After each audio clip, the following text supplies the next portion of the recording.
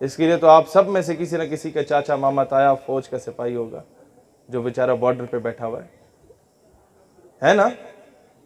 आप सबके खानदान में कोई ना कोई इस तरह का फौजी होगा, कोई पुलिस वाला होगा जो बेचारा वो कराची के ये इतनी सख्त गर्मी में लोग बेहोश हो रहे होते हैं और वो चौक चौराहे पे खड़े होके लोगों को राह दिखा रहा होगा, लोग उसे आके बातें सुनाते होंगे, वो खामोशी से सुन लेता होगा कि चलो यार मैं कौम की खिदमत कर रहा हूँ। हम उसे ताने देते हैं कि तुम 20,000 के पीछे ये कर रहे हो।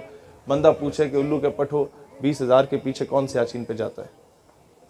लिहाजा जो जवान हैं उन्हें सीनों से लगाओ। किसी जर्नैल की पॉलिसी से इख्तिलाफ है, नाम लेके बोलो, पूरे इदारे को रगड़ाना लगाओ, क्योंकि उससे यही होता है कि जो वो बेचारा शहादतें दे के आ रहा होता है उसके जख्मों पे नमक छिड़कता है। जर्नैल को कोई फर्क नहीं पड़ता, कोई फर्क नहीं पड़ता। उसने वही रिटायरमेंट के बाहर दफा हो जाना है मुशर्रफ की सूरत में, वहां जाके आराम से जिंदगी गुजारेगा। उसने जो किया, मैं चीज़ों में नहीं जाऊंगा, फिर ये फरिश्ते नाराज होते हैं। क्या उस ड्रोन स्ट्राइक ने, ये याद रखिएगा, आज हमें लिख रहा हूँ मेरे अल्फाज, पाकिस्तान और ईरान को लड़वाने की कोशिश की जाएगी, फिर पाकिस्तान सऊदीया को लड़वाने की कोशिश की जाएगी, फिर पाकिस्तान और अफगानिस्तान को लड़वाने की पूरी हद्दुल वसा कोशिश की गई।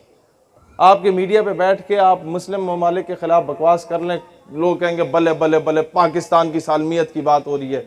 ज़रा सा इंडिया अमेरिका और इसराइल के खिलाफ बात करें ना तो कहेंगे हेट स्पीच फैला रहे हैं या आप नफरत फैला रहे हैं। ये इस तरीके के यहूदियों की औलादें बैठी हुई हैं जो हमें आकर रोक रही होती हैं। ये जो गोरे चले गए ना, ये अपने गुलाम उन कालों को छोड़ गए हमारे ऊपर। बड़े सगीर में जो गोरों के गुलाम हमारे ऊपर मुसल्लत है ना, इनसे छुटकारा हासिल करें। मैं चाहता तो आके जज्बाती और इनकलाबी बातें करके 2-4 नारे लगवा के आपसे चला जाता, लेकिन उसका नतीजा कोई नहीं होना था।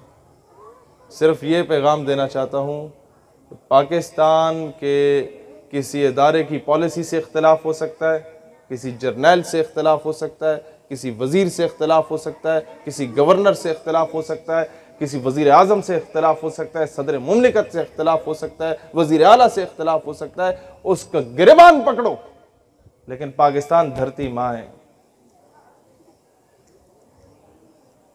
पाकिस्तान तो हम सबका है, इसके लिए तो हम सब के बाप दादा ने कुर्बानियां दी। हमें कौन सी कुर्बानी दी है? असल पाकिस्तानी बताऊं कौन है?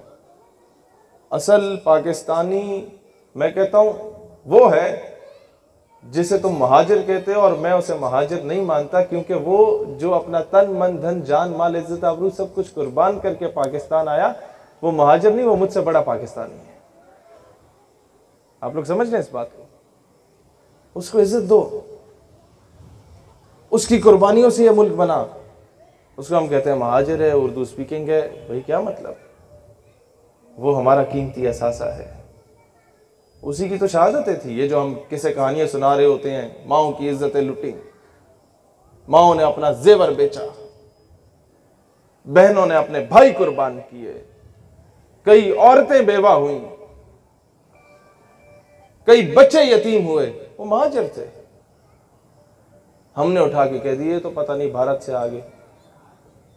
ओ भाईजान, Pakistan was not made for only Sindhis, Balochis, Punjabis और पश्तून्स और Kashmiris. No, it was made for the Muslim of the entire Muslim उम्मा।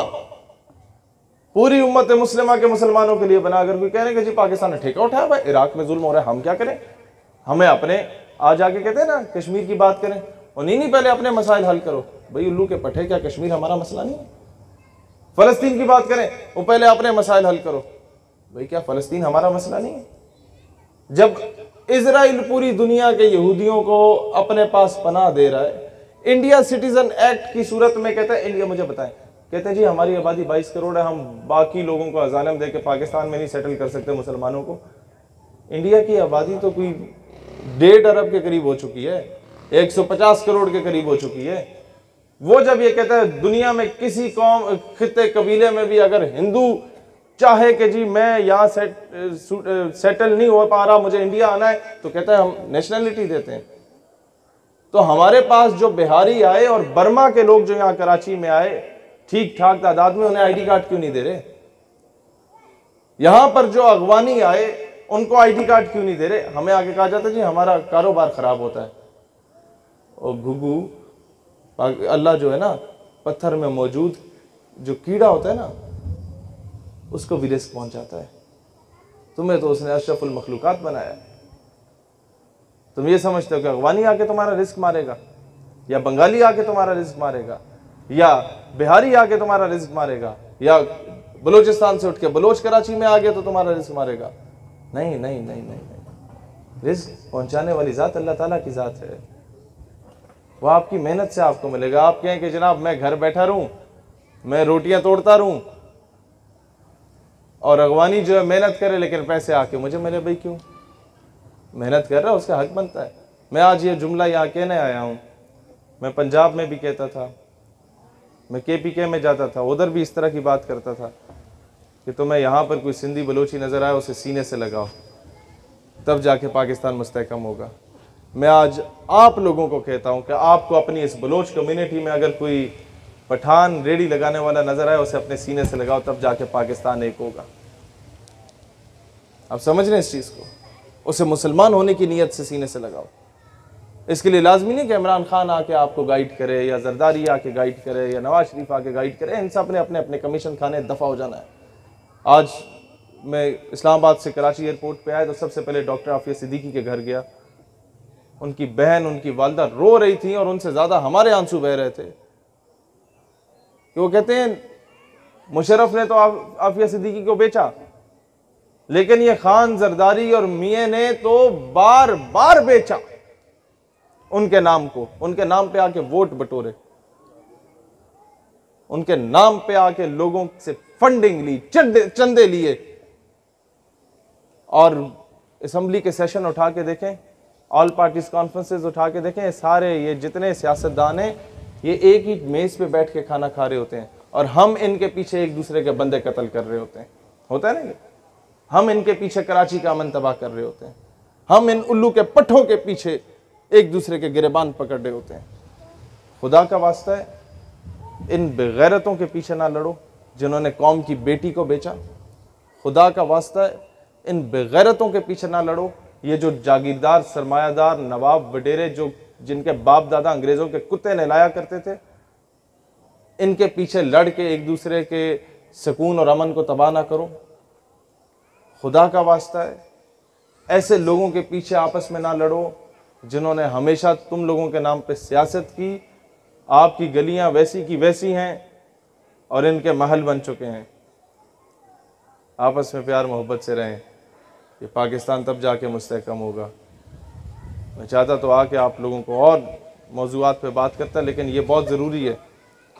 मैं दानियाल भाई से यही डिस्कस कर रहा था कि मेरा एक आपने खिताब अगर रखवाना है बलोच कम्युनिटी में रखवाएं, अगले दिन पश्तून कम्युनिटी में रखवाएं, यहाँ पंजाबी हैं उनमें रखवाएं, महाजर हैं उनसे मेरा खिताब रखवाएं, यहाँ सिंधी हैं उनसे मेरा खिताब रखवाएं, ताकि उन सबको बंदा ये अपनी दुख भरी दास्तान सुना सके। मुझे बताएं कि ये जो बम वजीरिस्तान में गिरता था, ये बाजोड़ के ऊपर जो ड्रोन स्ट्राइक गिरी और 150 छोटे 6 से 12 साल के दरमियान के बच्चे बेचारे जल के शहीद हो गए, 150 के करीब। क्या उस ड्रोन स्ट्राइक ने गिरने से पहले पूछा था कि बच्चा तुम्हारा, तुम किस तरीके से हाथ बांध के नमाज पढ़ते हो? क्या उस ड्रोन स्ट्राइक ने पूछा था कि बच्चा तासो पख्तून दे या पंजाबियान दे?